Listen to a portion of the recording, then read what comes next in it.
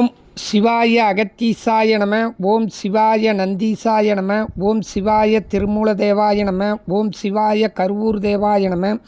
ஓம் சிவாய பதஞ்சலி தேவாய நம. ஓம் சிவாய ராமலிங்க தேவாய நம. ஓம் சிவாய ஆறுமுக அரங்கமகா தேசிகாய நம.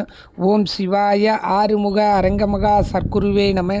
ஓம் சிவாய ஆறுமுக அரங்கமகா ஜோதியே நமோ நமக.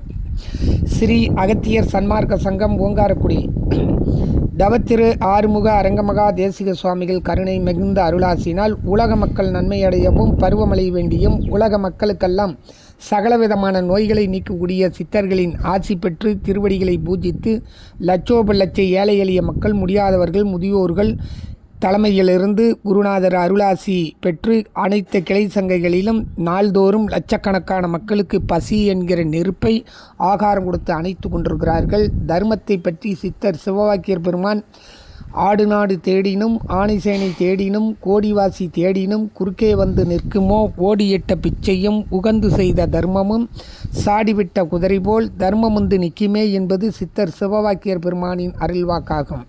நாம் எத்தனையோ மண்ணு மனை பொண்ணு பொருள் மாட மாளிகை கூட கோபுரம் உற்ற உறவு பெற்ற பிள்ளைகளாக இருந்தாலும் பெற்றோர்களாக இருந்தாலும் பசியும் தூக்கமும் அவரவருக்கே உண்டானது.